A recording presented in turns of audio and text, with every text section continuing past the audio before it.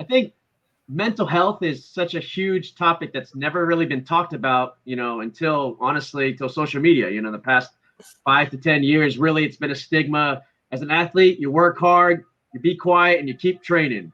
As a coach, you keep pushing, you do as many yards as you can, and, the results will happen, which it does. But I think with times now, things are changing. And it's important that this topic is important. I think it's important that we talk about, and even as coaches, that, we learn how to listen. I think that's the biggest thing that my wife keeps on telling me is listen to your athletes, listen to her, listen to your children. I think that's super important because over time as a coach and who's very strong minded, I don't want to listen to anybody. I want to listen to myself and keep pushing.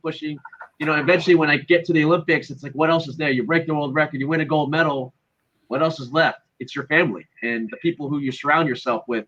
So for me, it took many years for me to even realize that, and I struggled with that as a coach because I wanted to be the best, and I kept on pushing myself. I didn't take days off, and then I hit a breaking point with my family, with my wife. She didn't want to see me anymore because all I thought about was swimming. I'd come home, 8 o'clock, 9 o'clock at night, and I'd talk about swimming, how practice went, or how Sergio was yelling at me for something. I don't know, whatever. And I think those things are very real, and we need to, as coaches, make sure that we talk about those things and don't let it boil in until you explode. And that's one of the biggest things that we got to make sure the physical and the mental side of things is equal now. It's not one way or the other. They're both equally as important. And so one of the things when I came to Texas A&M that was super important to me that I didn't really have is having time away from the pool deck or time away from my job. It's always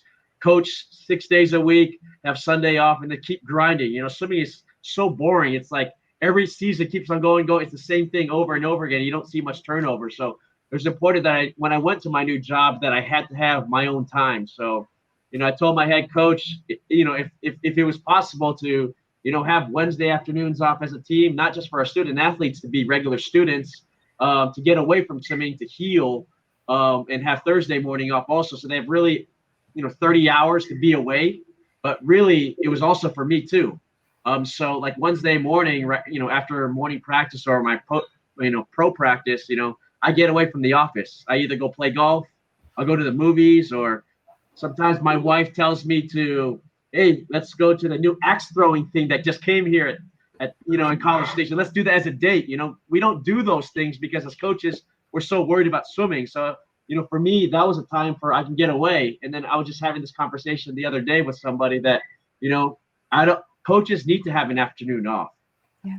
So what I do, I pick up my son from school. He's 4 years old and 10 years old. And, them seeing me one day a week brings so much joy to them, but it also brings so much joy to me because it's not about swimming anymore.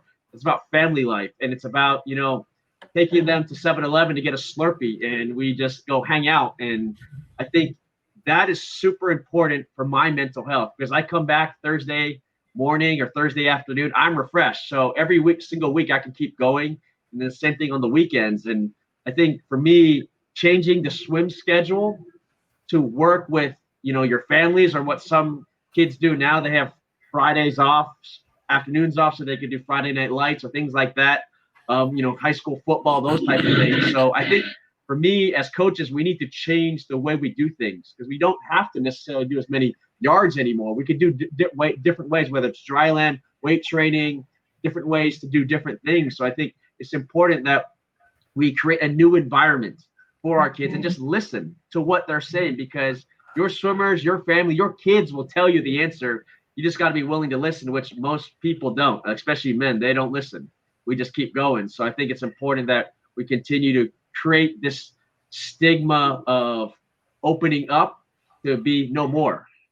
Go get yourself help. I think one thing my wife told me, an hour ago is COVID has helped people break that stigma because they can go see counselors. They can go see all these other resources that you have around you, and you don't have to meet face to face.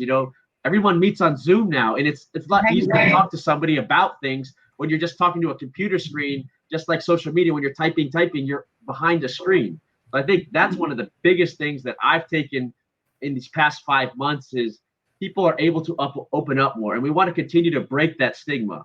And so that's, for me, that's what I think that we should continue to do, and continue to open ourselves up to the people, because I think that's going to help not just you, but it's going to help your athletes also.